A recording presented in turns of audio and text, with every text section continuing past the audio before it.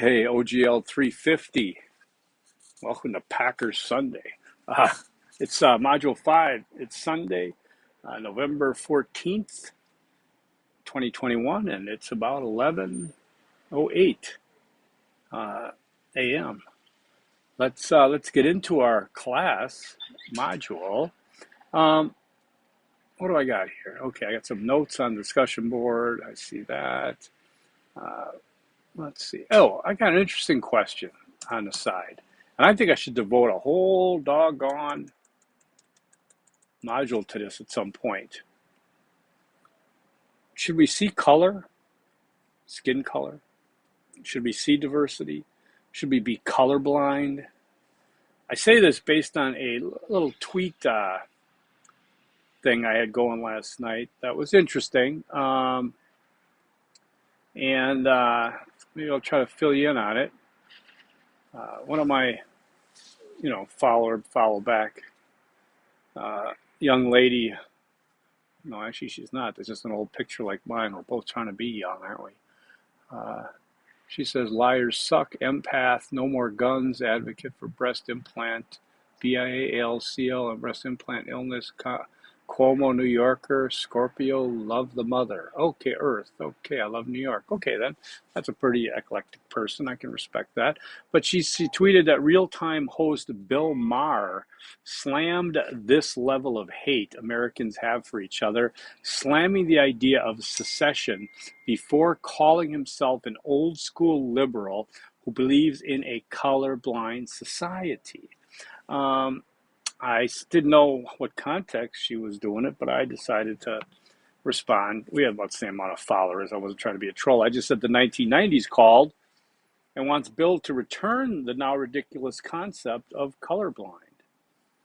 And she said, I'm colorblind too. I lived in New York City for 23 years. Color or race is a non-issue as it should be. It might be a concept you don't believe, but it is really true. And I said, acceptance of others as they are requires awareness of their existence. Ideally, colorblind should not mean not judged by color.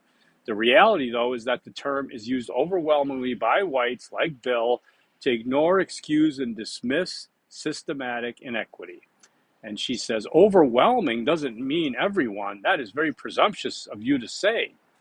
I truly am that way. I know it is something that people of any color like to hear anymore, but I don't care. It is not something people of any color like to hear, but I don't care. And I said, I agree. I intentionally did not use everyone because it's not true of everyone. You should never use absolutes, by the way. You should never say always, never, everyone, nobody, whatever. Because it's not true of everyone, but it is a concept of convenience. Like Aaron Rodgers invoking Martin Luther King Jr. and then someone saying, I have a black friend to prove they aren't racist. Bill has shown himself to be well aware of color, well aware. And she said, I agree with you about everything, except I don't believe Bill Maher to be a racist. I said, colorblind does not equal racist. Racism is a different concept. Then what does colorblind mean? Is it to deny seeing a person's color? I asked her. Besides impossible, it attempts to dismiss color, and I use that word color, diversity, what have you, as a factor in anything. It's an attempt to dismiss it. And when that happens, it thus favors the majority and erases the self-identity of people of color, POC. That's what I believe. People can disagree, and I'm trying to preach or teach here as much as I am engaging in this discussion. She liked every one of my tweets. I liked hers. It was a very good conversation, I felt. It challenged me, and I like that. It challenged me because it was an old term. Oh, colorblind, don't see color. And you go, oh, come on. Oh, come on. Okay? We see color. We see people. We see color every day. Tell me you don't drive down the street and see your favorite car and notice what color it is. All right? Tell me when you go shopping for a new car, you don't care what color it is. Okay? Tell me when you paint your living room, you don't care what color it is. We care about color in our lives. It's fine. We're not colorblind. And again, I leave the term side off to the side about, actually physiology of colorblindness. But we don't need to judge by color, okay? I have a black Jeep. Does that invoke any kind of judgment on people? On my friends that did, it was like, how can you own a black Jeep in Phoenix in the summer? I said, well, I'm usually not here in the summer, so checkmate. Okay, but I mean, judging by color is the thing. So colorblind was kind of one of these very early terms that was a kind of feel-good thing, but it's not. We're deep, we're bigger, we're much better than that now. It's okay to see color. It's not okay to judge by color. It's a very simple dynamic, okay? So, anyways, that was really a lot longer than I planned on starting. Oh my God, okay. I have another link here, kind of acknowledging this. Okay, there's a law prohibiting hair discrimination was adopted in Tempe, right here in good old Tempe. I'm in Phoenix, but Tuesday, Tempe City Council unanimously, why did I just pop the picture open? Unanimously approved the Crown, Create a Respectful and Open World for Natural Hair, CROWN Act. The Crown Act makes it illegal to discriminate on someone based on their texture or style of their hair. It's true. Okay. Have you heard I Am Not My Hair? Is it Alicia Keys? I Am Not My Hair. It's very, very interesting. Very good song. Alicia Cox, content specialist, Tempe Union High School, said her family began straightening their coily and kinky hair in kindergarten because they, okay. But anyways, yeah, I mean, again, it's claiming I don't see hair. I don't see, I could ask this person in this Twitter exchange, do you see gender? Do you see gender? Do you see gender fluidity? Do you work in a corporation where your boss, what if you did and your boss says, oh, I don't see gender. I don't see gender. But you look around and all you see is middle-aged, older white guys in positions of management and authority. Okay. I mean, some of these aren't apples to oranges, I admit it. But I think that you're taking the right steps by making the effort to step up your game, to move it up, to advance it. It's not a cumbersome thing. It's not a pain in the butt for us to go around and look at the world this way through diversity. It's not. Some people say, oh, it's just a pain in the ass. Yeah, I mean, well, because you're white and you don't have to worry about it. But you can't tell me, and many of you express this, I think, if you describe yourself almost overwhelmingly, I'm not going to say everyone, overwhelmingly, people of color are going to have to mention their skin color very quickly to establish it because it's such a big part of their identity in terms of how society sees them, right? But if you're a white person, you don't have to mention it. How many times are you describing somebody to somebody else? Oh man, it was so ridiculous. It was, it was a big fight over at the Circle K and blah, blah, blah, blah, blah. And the person's going to go, was it a white guy? Was it a black guy? Who was it? People see color. They see it. Let's get past it and stop judging by it, okay? This isn't Coke versus Pepsi. All right. As we're 8.5 minutes in. Okay. I saw a tweet the other day. It said, this is the hill I will die on. Suburbs are the most diverse space in American life. My reporting has shown that demographic shifts in these once white spaces is central to why racial resentment is rising. Excluding non-white people, they are also missing the roots of this story.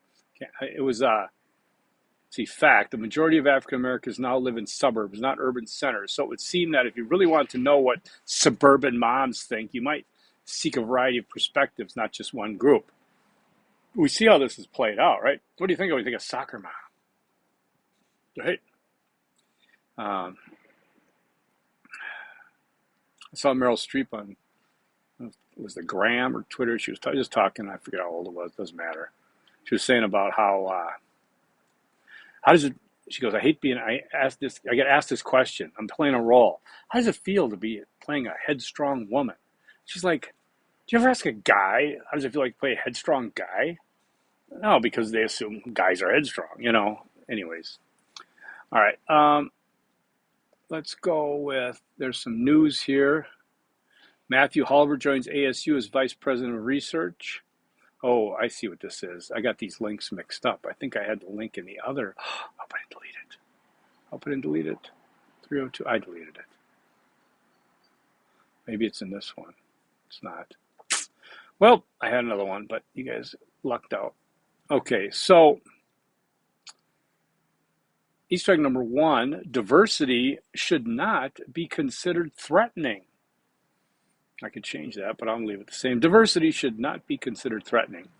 Module 5 is worth 180 points. So that's almost 2 grade levels. Keep that in mind. You got some readings, intercultural communication competency readings. Choose 2 options that you're going to discuss and cite in your Module 5 discussion. Intercultural teams and cultural awareness. Choose 1 option to discuss and cite in the text of your Module 5 discussion. So there you got 2 on the top part, 1 on the bottom part, okay? Discussion's worth 50 points. I wasn't going to go cheap on you, okay? It should be at least 300 words, 50 points. That typically is 40 points for the main post, 5 points each for the peer responses. No peer responses are accepted late, of course, per syllabus in my earlier talks. The audio visual, there's 3 of them at about 50 minutes. Good luck with that. Audiovisual quiz. There are 39 questions worth 40 points. I had to ditch one of the questions and double up another one. You get 80 minutes to do it. There's no half points. Anybody gets a half point. Just I'll get to it and I'll round up. Don't worry, okay? I'm not going to dig in there, look for half points. Then the question will change. Okay, hey, we're moving right along because we got Easter egg number 2. Who writes these? Cultural awareness builds bridges. And it does. I drive to the gym every day, go down the street, up through it, and I do this real weird kind of scenic route, I call it, about 1 block. I get to go behind this barbecue joint that smells so good, or I go by these 2 hotels, and they're just medium-sized, 10 stories, 4 stories. I think one's a Homewood Suites or some kind of Hilton thing or whatever. And I know I always like going that way, and this little jog I take because it makes me feel like I'm on a trip. I'm by hotels. I love staying in hotels and motels on my trips and sleeping in my Jeep, whatever. So it makes me give me a little rush. So I usually cut through one of the parking lots, drive slow, and just, hey, I'm weird. Make believe I'm staying there almost. It feels good. That's just my weirdness. But I noticed lately, especially last weekend, there was this big truck there and all these big tables lined up with clothes and all kinds of stuff and all these people milling around. I'm like, okay, those people are resettled refugees. I hate to be so judgmental, but I can tell by their clothing and that they are probably Afghani refugees that came here being housed in a hotel. So I pull up, I talk to one of the people working there, and she said, yeah, we actually have a couple of ASU students here helping us out. It was a Welcome to America or something group.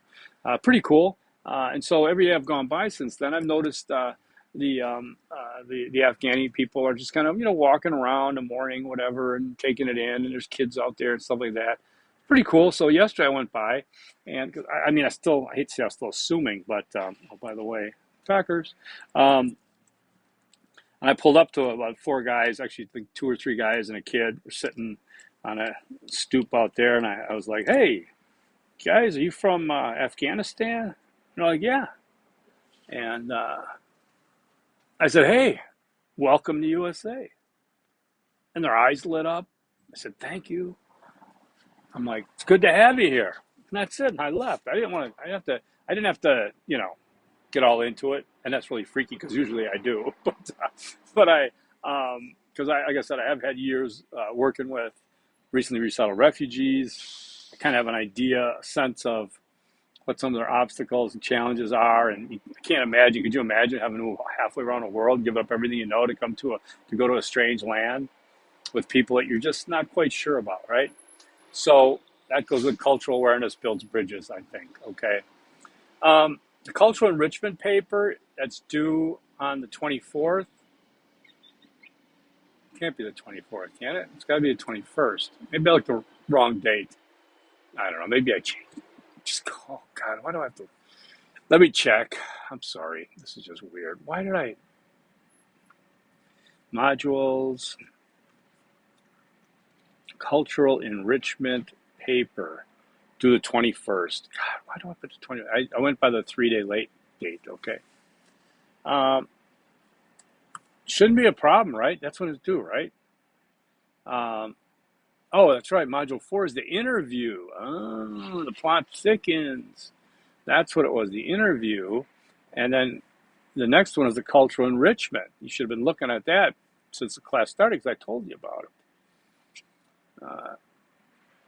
Please don't go cheap on me here on that one, okay? Yes, a lot of my students have we had Mexican night, had cooked Mexican food and watched Mexican movie and did this and that. And got okay, that's okay. It's the land of COVID. I understand everybody's going to festivals. Although there was some music blasting next door here last night, but it was just rock and roll. But get into that cultural enrichment. Okay, be creative. Do something that's out of your comfort zone, and you don't have to leave your house to do that too. Really, all right, give it a shot. And that'll be due next week. I think that's it. You guys made it pretty after that weird long start. Okay, so let me know if you have questions, comments, concerns. Let me know if you're seeing any anomalies or weird things happen in the class in terms of how it's set up. Again, I am kind of skating through these courses. I know they're good set up, but I haven't taught them, and I do have my own style, my own sense of what I think should be in them and what I don't. As I said, I cut a lot out of this class because I want you to get something out of it. I don't want quantity, I want quality. So you just keep me posted. In terms of grades, you guys are killing it, just killing it. I can do that's 350. Let me do a just want to tell you how you're killing it. Okay, all right. Now I know if you have an A plus, you might think you're the only person, but 1, 2, 3, 4, 5, 6, 7, 8, 9, 10 A pluses. 1, 2, 3, 4, 5. 5 A's. 1, 2, 3, 3 B pluses. 1, 2, 2 B's. 1, 2, 3 C pluses. 2 D's, and if you want to bring those D's up, they can be a C real easily. So everybody's still got we got a long way to go. We got a lot of points out there. I think you can jump right in and do the work. You'll do well, right? Okay, I dragged it out on purpose. Let's go to Easter egg number 3. The only reason I'm doing this on Sunday, by the way, is because the only early game we get is New England and Cleveland. This is Phoenix, Arizona. I'm like 10,000 miles from New England and Cleveland. I'm not, but hyperbole. That's how it sounds. Easter egg number 3, cultural enrichment broadens our perspective. Cultural enrichment broadens our perspective. Remember that as you go through your cultural enrichment experience. And that should do it for me. Signing off. Forks up. Peace.